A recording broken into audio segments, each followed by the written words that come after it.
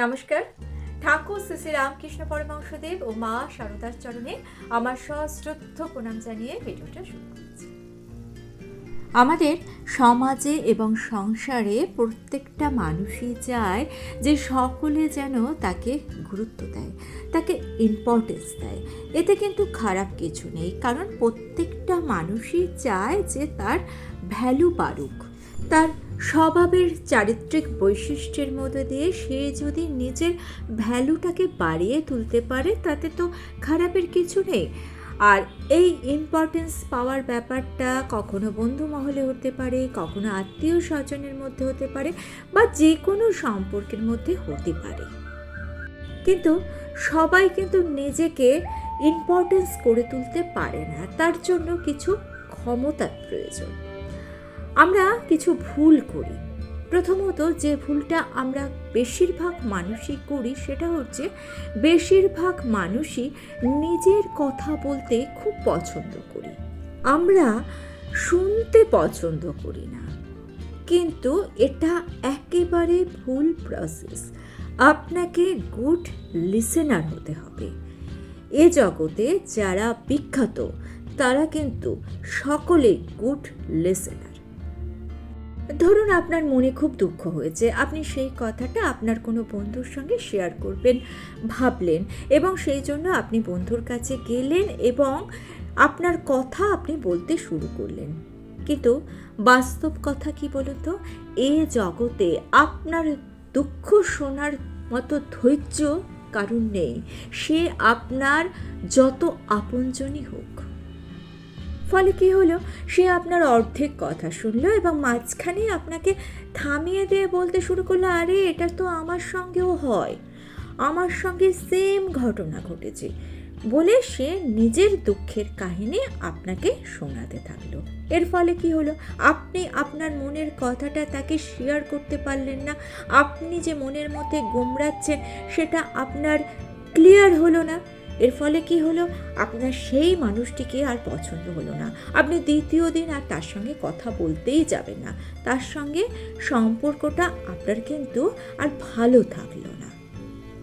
তো এটা করলে হবে না, আপনাকে অন্যের কথা শুনতে হবে।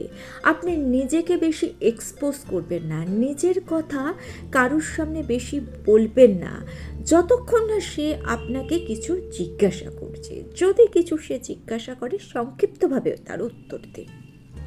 আসলে কি বলুন তো, আপনি যত বেশি মানুষের কথা শুনবেন, তত আপনি মানুষের মনের কথা, মানুষের স্বভাব সম্বন্ধে কিন্তু আপনি জেনে যাবেন। আপনার মানুষ চিনতে আর কোনো অসুবিধা। এটা যদি আপনি করেন, একটা সময় আপনি দেখবেন একটা মানুষের সঙ্গে যদি আপনি 10 মিনিট কি 12 মিনিট কথা বলেন, তাহলে সেই মানুষটার মনের ভেতর কি চলছে আপনি ইজিলি পড়ে নিতে পারবেন। আর আমাদের এই জটিল সমাজে এখন মানুষ চেনাটা খুব প্রয়োজন। আরেকটা ভুল আমরা করি, সেটা হচ্ছে আমরা আবেগপ্রবণ বেশি হয়ে পড়ি। আর এই আবেগপ্রবণের ফলে কি করি, নিজেকে অতিরিক্ত সহজলভ্য করে তুলি। যে জিনিস অতিরিক্ত সহজে পাওয়া যায়, সে জিনিসের মূল্য কিন্তু থাকে না।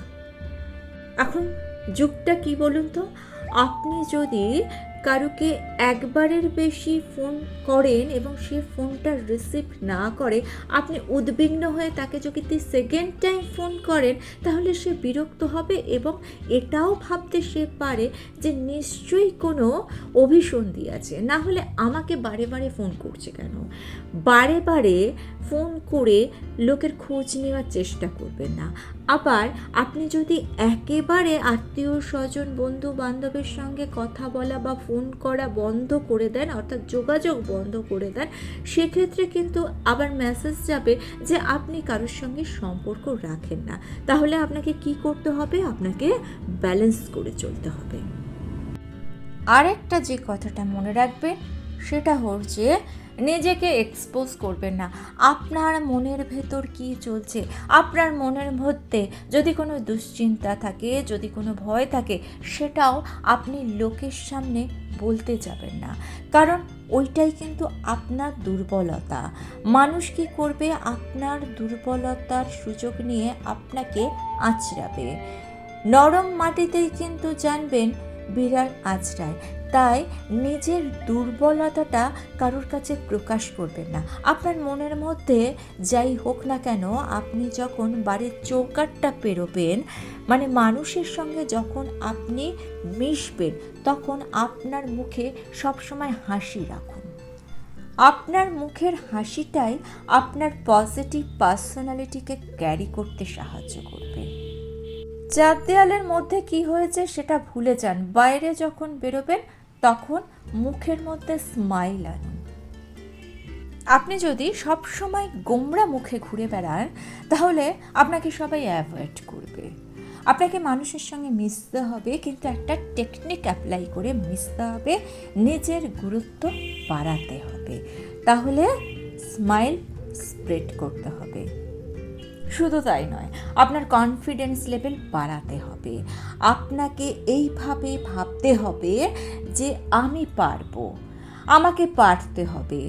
আর এই মানসিকতাই যখন আপনার মধ্যে আসবে, তখনই আপনি হবেন সবার সেরা। একটা বাস্তব কথা জেনে রাখবেন, এই জগতে, সংসারে স্বার্থ ছাড়া কোনো সম্পর্ক অসম্ভব। স্বার্থ ছাড়া কোনো বন্ধুত্ব হয় না। স্বার্থ ফুরিয়ে গেলে কেউ কারুর আর থাকে না।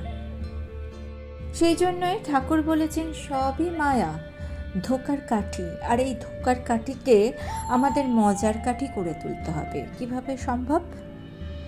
দয়া আর মায়া এ দুটো আলাদা জিনিস।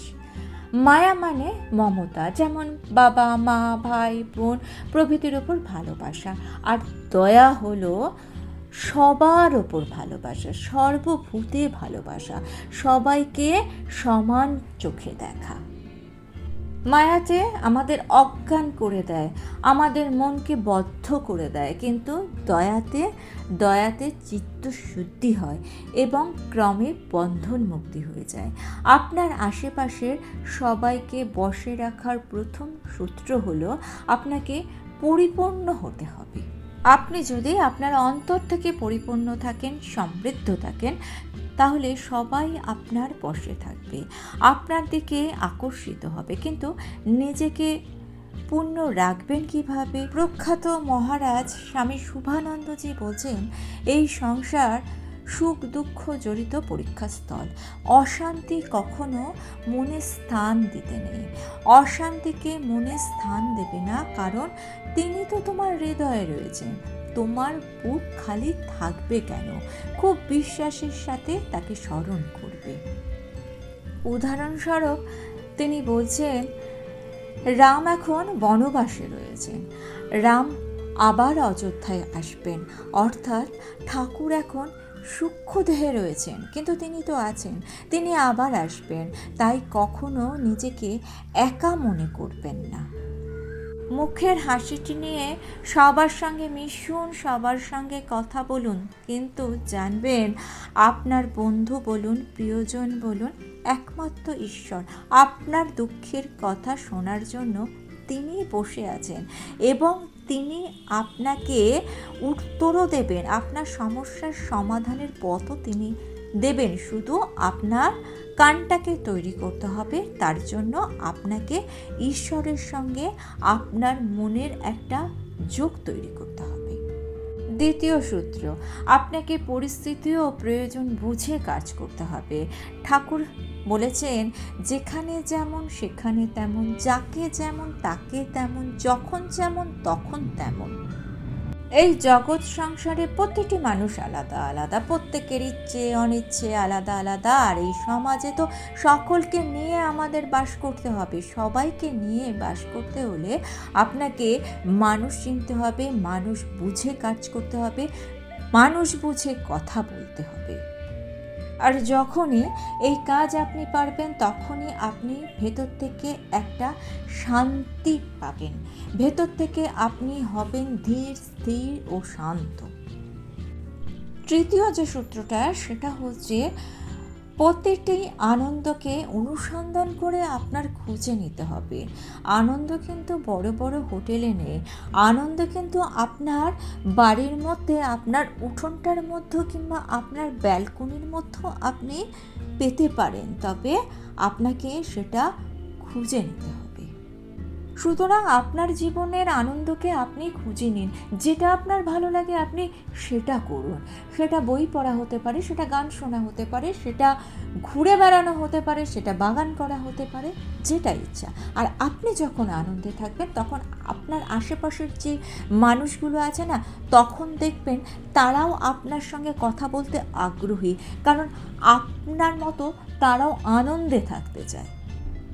আপনি যদি পজিটিভ এনার্জিতে ভরে থাকেন তাহলে সকলে আপনার প্রতি আকৃষ্ট হবে। এই কারণে দিনরাত সৎ চিন্তা করুন, সৎ কথা বলুন। যত ভালো কথা বলবেন, যত চিন্তা ভাবনা আপনার ভালো হবে, তত কিন্তু আপনার মধ্যে পজিটিভিটি বাড়বে। ঠাকুরের বই পড়ুন।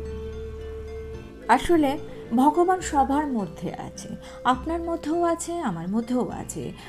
ভগবান যখন আমাদের মধ্যে আসেন তখন তিনি আমাদের মধ্যে ভক্তি, ভালোবাসা সমস্ত কিছু দিয়ে দেন, ভেতরটা আনন্দময় করে তোলেন।